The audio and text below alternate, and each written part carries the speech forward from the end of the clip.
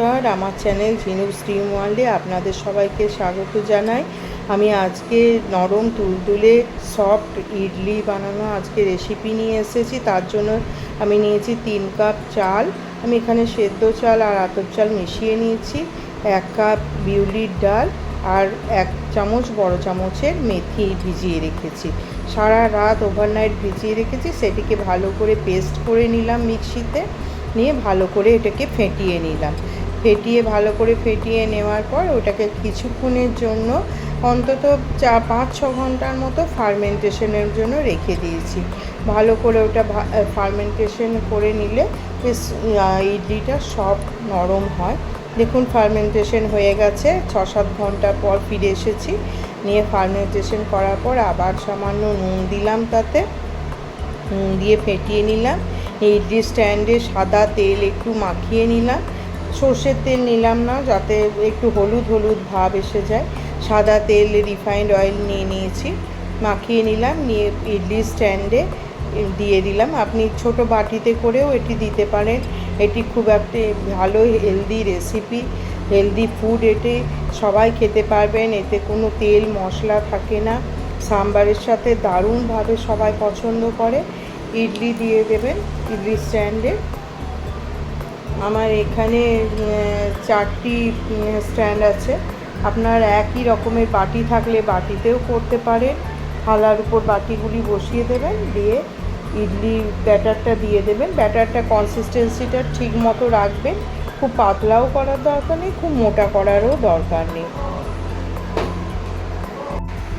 ব্যাটারটা ঠিক করে করবেন, নিয়ে স্ট্যান্ডে দিয়ে দেবেন।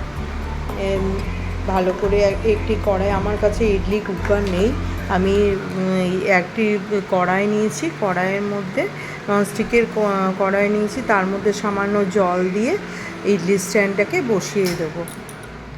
ইডলি স্ট্যান্ডের মধ্যে সমস্ত ইডলির ব্যাটারটা বেশি দেবেন না, পুরো ফুল করে দেবেন না, কেননা ইডলির ব্যাটারটা একটু তো ইডলিটা ফুলবে, তখন সেটা উপর পর্যন্ত হয়ে যাবে। সামান্য একটু কম করে রাখবেন, যাতে ওটা ফুললে ঠিক একদম পারফেক্ট হয়। আমি স্ট্যান্ডের মধ্যে ঢুকিয়ে দিলাম ইডলি স্ট্যান্ডটি, সব প্লেটগুলি ঢুকিয়ে দিলাম। নিয়ে এবারে ওটা বসিয়ে দেবো, কড়াইয়ে দিয়ে দেবো। দুবার ঠুকে নেবেন যাতে হাওয়াটা বেরিয়ে যায়। দেখুন কড়াইয়ে জল গরম জ্বালিয়ে দিলাম, কড়াই জল দিয়ে দেবো, সামান্য জল দিয়ে দেবো।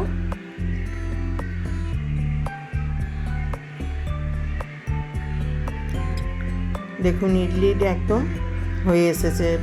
আপনি এটাকে 5 থেকে 7 মিনিট মতো রাখবেন। 7 মিনিট রাখার পর দেখুন ইডলি কেমন হয়েছে, কি সুন্দরভাবে উঠে এসেছে। একদম খুলে নিলাম, দেখুন একদম সফট তুলতুলে ফুলেছে। একটা ছুরি দিয়ে বা কোনো কাঠি টুথপিক দিয়ে ঢুকিয়ে দেখে নেবেন, যে তাতে যদি লেগে না থাকে বুঝবেন ওটা একদম পারফেক্টলি কুক হয়ে গেছে, একদম ঠিক রান্না হয়ে গেছে, সেদ্ধ হয়ে গেছে ভেতরটা। একদম দেখুন সফট, একদম দেখুন নরম তুলতুলে, একদম খেতেও অসম্ভব ভালো লাগবে, দারুণ লাগবে। বাচ্চা থেকে বড় পর্যন্ত খুব মনের আনন্দে খাবে দেখবেন। আর এর সঙ্গে বাদাম নারকেলের চাটনি বানানোর রেসিপি আমি আবার নিয়ে আসবো। এটার সাথে দেখুন কেমন সফট হয়েছে। জালিদার ইডলি পারফেক্টলি রেডি হয়ে গেছে। এবার জানাই, আপনারা যদি আমার চ্যানেলে নতুন এসে থাকেন, আমার চ্যানেলটিকে অবশ্যই সাবস্ক্রাইব করবেন, পাশে থাকা বেল আইকনটিকে প্রেস করবেন। আর যদি আমার চ্যানেলটি ভালো লেগে থাকে তবেই আমার চ্যানেলটিকে একটি লাইক করবেন। লাইক করলে অনেক মোটিভেট হই, ভিডিও বানাতে আগ্রহ পাই। আবার আমি নতুন চ্যানেল নিয়ে আসছি, নতুন ভিডিও নিয়ে আসবো। আপনারা যদি আমাদের কোনো আত্মীয় স্বজন দেখতে আগ্রহ পায়, তাদের সঙ্গে শেয়ার করবেন এবং কমেন্ট করে অবশ্যই জানাবেন যে কেমন হয়েছে আমার এই ইডলি রেসিপিটি, অবশ্যই জানাবেন। দেখুন কেমন সুন্দর হয়ে গেছে। আমার আরও কতগুলি স্ট্যান্ডে দিয়ে দিলাম ইডলি ব্যাটার। তারপর এটাকে আবার পুরোটা রেডি করে নিলাম। দেখুন আবার বসিয়ে দিলাম, যা বাকি ছিল সেটা আবার নতুন করে হয়ে গেল।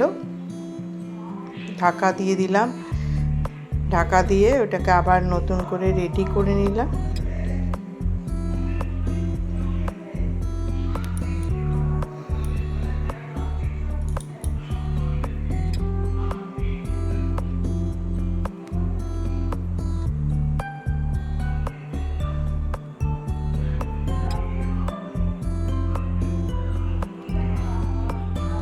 ইডলি পুরো তৈরি হয়ে গেছে। দেখুন, এটা আপনারা সবাই খুব ভালোভাবে রাতে খাবার হিসেবেও খেতে পারেন। দেখুন কেমন সুন্দর সমস্ত রেডি হয়ে গেছে। সাম্বার, বাদামের নারকেলের চাটনি পরিবেশন করবেন, মনের আনন্দে সবাই খাবেন। আজ এই পর্যন্তই আপনাদের কাছে এই ভিডিওটি নিয়ে শেয়ার করলাম। আবার নতুন কোনো ভিডিও নিয়ে আসবো। ততক্ষণ পর্যন্ত আপনারা এটিকে শেয়ার করবেন, কমেন্ট করে জানাবেন কেমন লাগলো। আচ্ছা, আজ এই পর্যন্তই রইল। নমস্কার।